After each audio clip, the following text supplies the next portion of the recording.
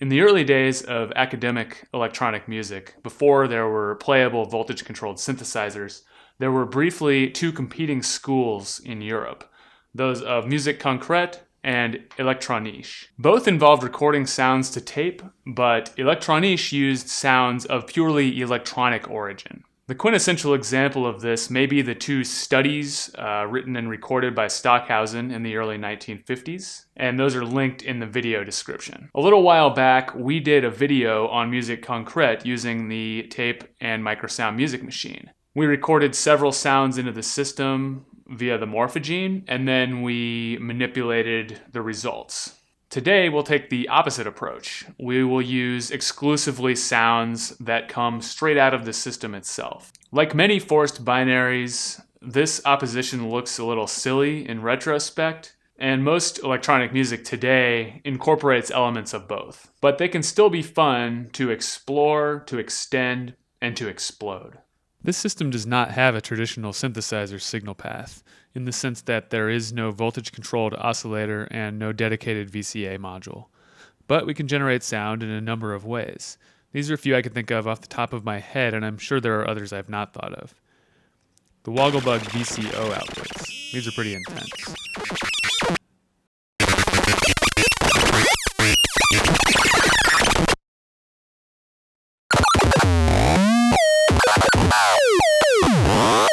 The Wogglebug CV outputs at audio rate make a kind of filtered noise. Clock the bug with an audio rate square wave to speed it up further.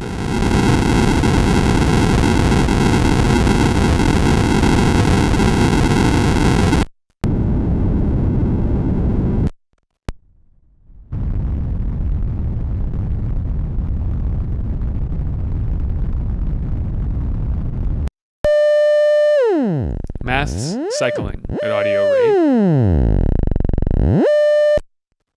We could also use the sum to hear both channels,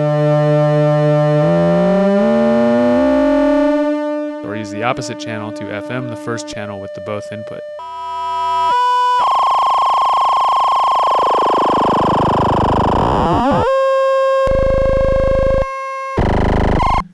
Pinging the QPOS for resonant percussive sounds.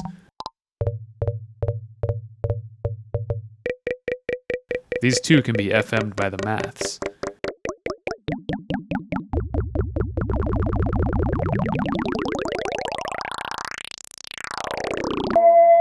No input feedback with mimeophone.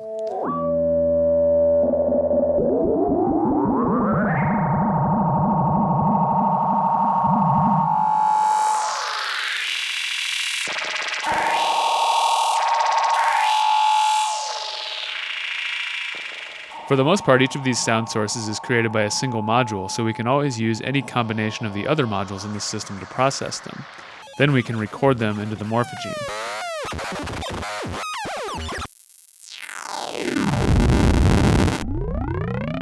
Be sure to check out our YouTube playlist for each module for a more detailed information if you're not familiar with them already.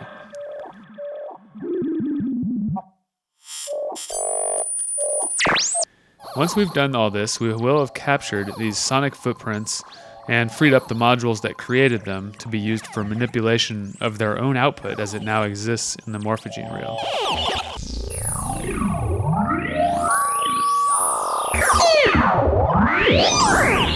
This reel consists of splices created with the techniques discussed earlier. You can download it from Freesound using the link in the video description.